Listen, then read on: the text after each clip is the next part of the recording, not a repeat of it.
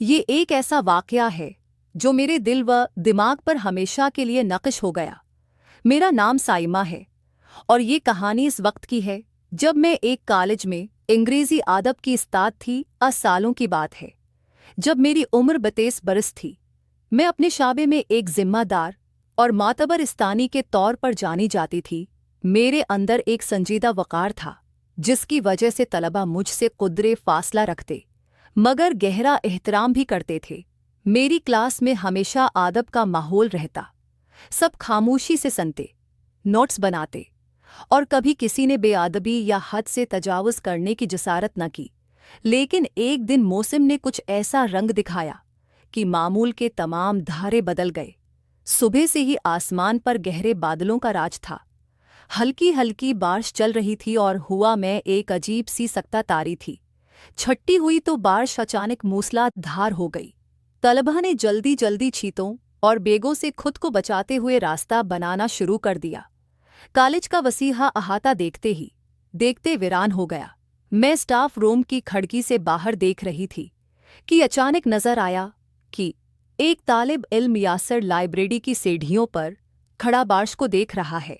वो आम तौर पर पढ़ा को खामोश तबे और अपने आप में गम रहने वाला लड़का था। उसके चेहरे पर एक फितरी तमकनत थी जो उसकी उम्र के बेशतर लड़कों से उसे अलग करती थी। मैंने दरवाज़ा खोला और उससे कहा, यासर बारिश के थमने में देर लगेगी, अगर इजाज़त हो तो थोड़ी देर यहीं बैठ जाओ। वो आदब से झुका और बोला, जी मैडम शुक्रिया। हम दोनों स्टाफ रूम के बाहर एक छोटी सी मेज़ के पास बैठ गए। बारिश की बंदों की आवाज़ और हुआ कि सेडी ने एक प्रासरार मौसीकी सी पैदा कर दी थी। थोड़ी देर बाद सर्द हुआ कि झुके आने लगे। मैंने महसूस किया कि यासर कपकपा रहा है।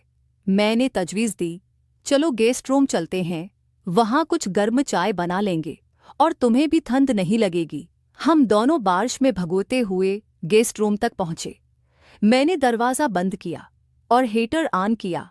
वो कोने में खड़ा था। उसकी आंखों में एक अजीब घबराहट थी, जैसे वो कुछ कहना चाहता हो मगर अल्फाज न मिल रहे हों। मैंने नरमी से पूछा, सब ठीक तो है ना यासर? उसने सिर उठाया। उसकी नज़र में एक ऐसी गहराई थी जो मामूल की नहीं लगती थी। बोला, जी मैडम, बस ये मौसम। मैंने मुस्करा कर कहा, फितरत के बाद लम्हे होते हैं जो बेज़बान होते हैं। वो बोलते नहीं, सिर्फ महसूस करवाते हैं। वो एक लम्हे को खामोश रहा, फिर आहिस्ता से बोला, मैडम मैं आपको हमेशा से बहुत इज्जत देता रहा हूँ, आज से नहीं पहले दिन से।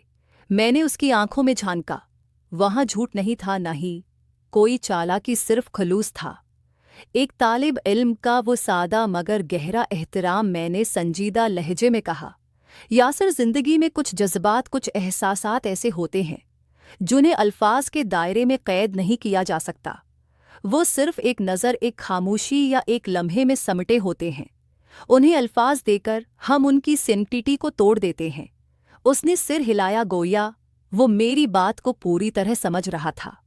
फिर हमने बातें की, आदब की, शायरी की, जिंदगी के ख्वाबों की और इन खाली जगहों की जिन्हें अल्फाज भर नहीं पाते।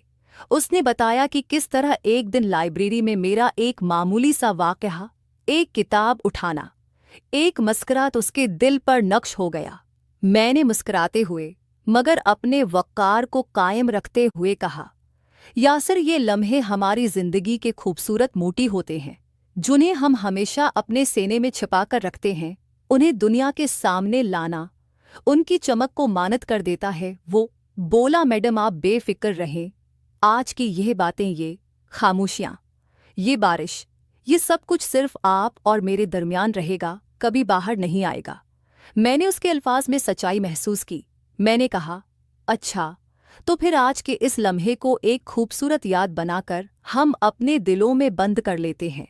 जब बारिश रखी तो हम दोनों गेस्ट रूम से बाहर निकले।